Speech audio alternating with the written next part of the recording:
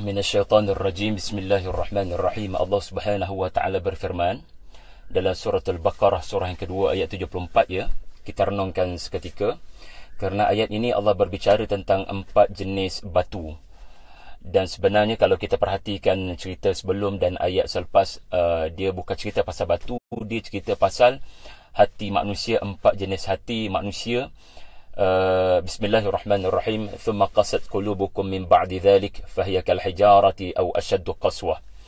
Kemudian selepas dipertontonkan, diperlihatkan dengan segala mukjizat, hati kamu yakni Bani Israel terus menjadi keras seperti batu, bahkan lebih keras daripada batu.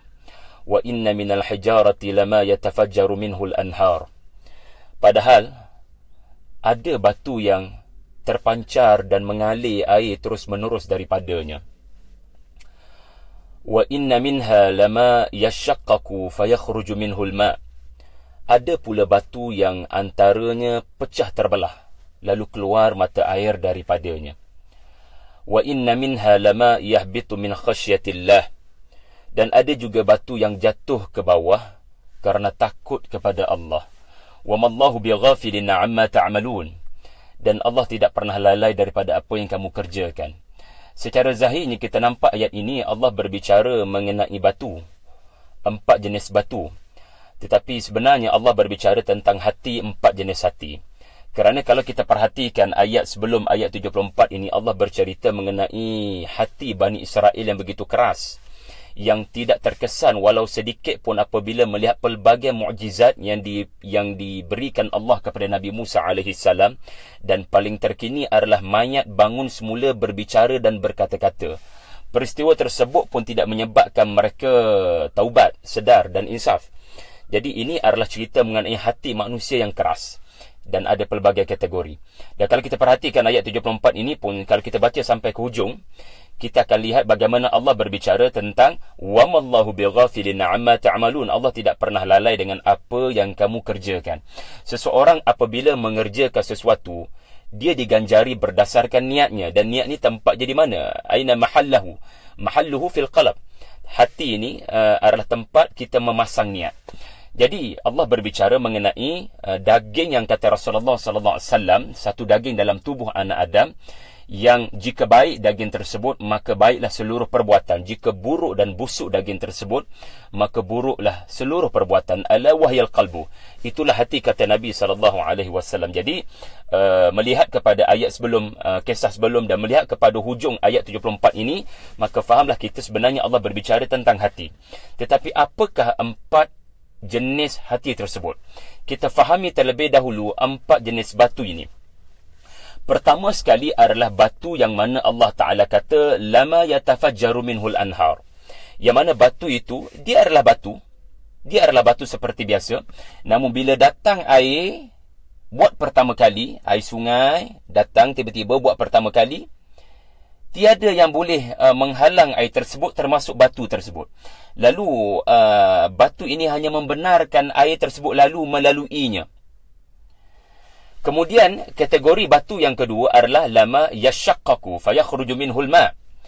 Batu yang mana ia adalah batu, ia keras, ia didatangi oleh pelbagai jenis air, ia disimbah, ia ditumpahkan dengan pelbagai jenis air hujan, dia didatangi oleh pelbagai jenis air sungai.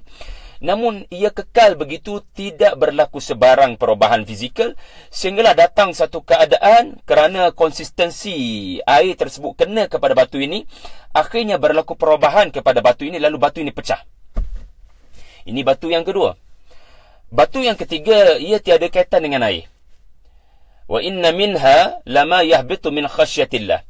Di mana batu ini duduk di satu tempat yang tinggi lalu tiba-tiba jatuh ke bawah kerana takutkan Allah. Untuk memahami 3 batu yang pertama ini, kita cuba faham 3 cerita mengenai Bani Israel yang ada kaitan dengan batu, tuan-tuan. Pertama sekali adalah batu yang mana Nabi Musa AS telah pukul dengan satu pukulan sahaja, lalu terhasillah 12 mata air. Hanya dengan satu pukulan sahaja, pukulan yang lembut sahaja, lalu keluarlah 12 mata air. Begitu mudahnya Allah Ta'ala tundukkan seketul batu gergasi ini, lalu terpancar air daripadanya. Batu yang kedua adalah batu yang warafa'na fawqakumut tur, iaitulah batu yang adalah batu yang tidak pernah terkesan dengan sebarang cuaca, tetapi dengan kehendak Allah, batu-batu ini telah Allah Ta'ala pecahkan dan naikkan di atas kepala Bani Israel semasa mereka diambil bai'ah oleh Musa AS supaya bertaubat dan tidak lagi mengulangi tragedi menyembah patung lembu Samiri. Ini batu yang kedua. Batu yang asalnya keras tetapi dipecahkan Allah kerana sebuah peristiwa, demi supaya Bani Israel berjanji dan berbai'ah kepada Allah Azza wa Jalla. Dan peristiwa yang ketiga adalah peristiwa di mana Nabi Musa AS mahu melihat Allah Azza wa Jalla. Tiba-tiba Allah Ta'ala kata, kamu takkan nampak aku, tetapi kamu lihat batu, kamu lihat gunung di hadapan matamu, bagaimana ia apabila datangnya cahaya Allah Azza wa Jalla, ia pecah. Lau anzalna hadzal Qur'ana ala jabal la ra'aitahu khashi'an mutasaddian min khasyatillah. Tiba-tiba dengan kehendak Allah Azza wa Jalla, batu keras yang bernama gunung itu akhirnya pecah apabila turunnya sedikit cahaya Allah Azza wa Jalla. Jadi apa yang saya nak sebutkan di sini, batu yang pertama adalah batu yang menggambarkan hati yang tidak pernah hati yang sentiasa mengkaji, meneliti, bertafakur, dan apabila datangnya wahyu, dia tiada sebarang alasan, lalu dia terus membenarkan kedatangan wahyu tersebut, lalu dia mengiyakan. Dan tokoh yang terbaik untuk memahami hati jenis yang pertama ini adalah, contoh yang paling jelas adalah, selama ini beliau mengkaji, beliau meneliti, beliau memahami apa itu fitrah. Beliau tidak pernah menyembah berhala, beliau memang memahami ajaran tauhid yang sebenar, di mana logiknya untuk tunduk dan mentaati patung-patung daripada kayu dan batu. Dan bila datang Rasulullah SAW, dia hanya membenarkan sahaja air itu lalu. Tidak dinafikan, tidak didustakan, bahkan dia menjadi as-siddiq. Demikianlah Abu Bakar as-Siddiq radhiyallahu anhu. Ibarat hati yang ibarat seseorang yang selama ini membaca itu, membaca ini, menulis itu, menulis ini, seorang yang sangat ilmiah, tiba-tiba mendengar satu ayat Quran, dia terus masuk Islam, jamin itu Islam. Hanya kerana dia merasakan kebenaran itu telah sampai dan tiada lagi denial, tidak ada sebarang penafian lagi boleh dilakukan. Lama yatafajjaru minhul anhar. Bila air itu datang, tiada yang boleh menghalangnya. Ya, bila air itu datang, tiada yang boleh menghalangnya. Dia membenarkan kedatangan air tersebut, seperti peti tabut Nabi Musa alaihissalam. Bila peti itu nak lalu atas sungai Nil, tiada batu-batu boleh menghalang kedatangan peti tersebut kerana Musa telah sampai.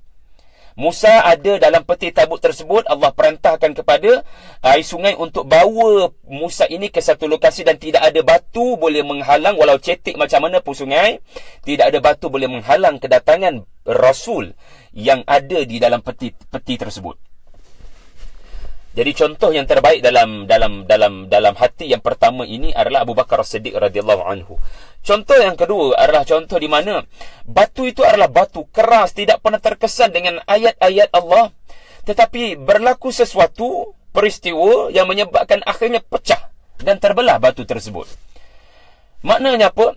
Beliau seorang yang sibuk dengan urusan rutin sebagai ahli masyarakat Quraisy contohnya, yang sibuk bertinju, sibuk berniaga, sibuk dengan perkelahian di sana sini. Dan contoh yang terbaik dalam hal ini adalah seperti sahabat besar Nabi Umar Al-Khattab radhiyallahu anhu, dan seperti Hamzah, yang mana dua orang sahabat Nabi ini masuk Islam selepas proses yang begitu lama. Mereka bukan seperti Abu Bakar As-Siddiq radhiyallahu anhu. Mereka meneliti, mereka begitu keras peringkat awal mereka semasa Nabi menjadi Rasul. Tapi bila berlaku satu peristiwa seperti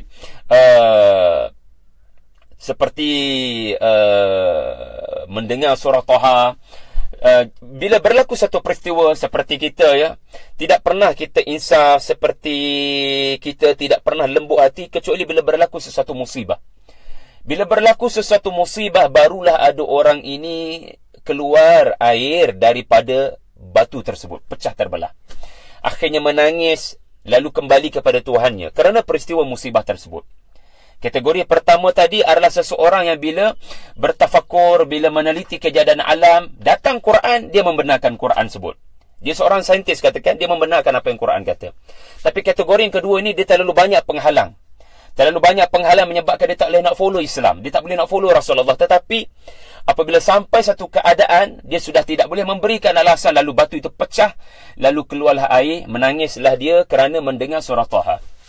Kategori hati yang ketiga adalah hati yang tidak ada kaitan dengan air, tidak pernah keluar daripada matanya air mata, tetapi kerana dia sentiasa tunduk, dia sentiasa tunduk. Kerana kategori yang ketiga ini adalah batu yang jatuh daripada atas, orang panggil apa, keep falling, daripada atas jatuh ke bawah kerana gerakan bumi, mungkin kerana hujan, mungkin kerana air sungai, lalu batu itu mengalami transisi daripada atas ke bawah, yahbitu, dia daripada atas jatuh ke bawah. So batu ni bila asyik kerap jatuh ke atas tempat yang keras, satu hari nanti jika dia terus jatuh, akhirnya dia akan pecah. Seperti seorang Muslim yang daripada duduk di atas turun ke bawah, namanya rukuk, namanya sujud. Kadang-kadang seseorang yang melakukan salat, kadang-kadang dia terasa seperti, apa yang saya dapat daripada salat, saya seperti rasa yang diri saya ni masih lagi terus dengan dosa. Tetapi kita kena ingat, sebagai seorang Muslim, kita kena terus menerus, jangan putus asa, teruskan kita daripada atas ke bawah, daripada berdiri sujud, daripada berdiri rukuk dan sujud, berdiri rukuk dan sujud, daripada tinggi kita jatuhkan diri kita sujud 17 kali. Apabila kita 17 rakaat kita sujud kepada Allah, mungkin kita tak rasa apa-apa, tapi satu hari nanti Allah Ta'ala akan jadikan hati kita ada rasa takut kepada dia. Just konsisten dengan amal ibadah. Walaupun kita tak faham apa-apa yang kita baca, namun insya-Allah satu hari nanti, it is a matter of time, di mana Allah akan campakkan rasa takut kepadanya kerana taatnya kita kepada beragama. Walaupun pada peringkat kita beragama, kita tak faham apa yang kita baca dan kita tak faham apa yang kita buat, namun akhirnya bila kita taat, yahbitu min khasyatillah, Allah akan campakkan rasa takut tersebut dalam hati kita. Semoga Allah memelihara kita daripada hati yang keempat, iaitu la fahyal kal hijarah atau asyaddu qaswah, hati yang sangat keras, bahkan lebih keras daripada batu, kerana tidak terkesan dengan cuaca panas, tidak terkesan dengan cuaca sejuk, tidak terkesan dengan siang dan malam, perubahan ini tidak terkesan langsung dengan ayat-ayat Allah, melainkan mati datang kepadanya, itulah yang menyebabkan dia berubah. Dan pada waktu itu dia sudah terlambat. Jadi tuan-tuan, kalau kita tengok turutannya, wa inna minal hijarati lama yatafajjaru minhul anhar, ini adalah martabat ihsan. Seseorang yang meneliti, mengkaji, membaca dan akhirnya bila kebenaran datang, dia terus jump into Islam tanpa berbolak balik dan tanpa berdalih lagi. Kategori yang kedua adalah kategori iman. Dia memerlukan masa untuk mendengar, walaupun dia sibuk dengan urusan harian, urusan kehidupan, urusan rutin. Namun bila berlaku satu musibah, akhirnya musibah itu menyebabkan air mata keluar daripada matanya, dan akhirnya dia insaf dan sedar yang dia tidak boleh kekal dengan tujuan hidup yang selama ini dia faham. Dan kategori yang ketiga adalah mereka yang Muslim sahaja, yang hanya melakukan ketaatan, baca Quran, hafal Quran, salat, tapi tak terkesan dengan apa yang dia baca. Namun insya-Allah satu hari nanti kerana dia taat kepada agama, Allah Ta'ala akan campakkan rasa takut dalam hatinya dan dia akan berubah. Kerana akhirnya Allah berikan kefahaman kepada apa yang selama ni dia lakukan dan apa yang selama ni dia baca. Namun jangan kita tergolong daripada orang-orang yang mana hati mereka lebih keras daripada batu, na'udzubillah. Dan kesimpulannya, ada sesuatu yang lebih keras daripada batu di atas muka bumi Allah Azza wa Jalla ini, dan ia adalah hati manusia. Semoga Allah selamatkan hati kita daripada menjadi keras, dan biarlah hati kita ini dilembutkan oleh air apa tuan-tuan? Air wahyu, air simbahan daripada langit, iaitulah dengan bacaan ayat-ayat Al-Quran. Semoga tazkirah ringkas ini memahamkan kita serba sedikit tentang cerita 4 jenis batu, 4 jenis hati pada ayat 74 yang menutup tirai kisah Bani Israel dalam surah Al-Baqarah. Wabillahi taufiq hidayah. Assalamualaikum warahmatullahi wabarakatuh.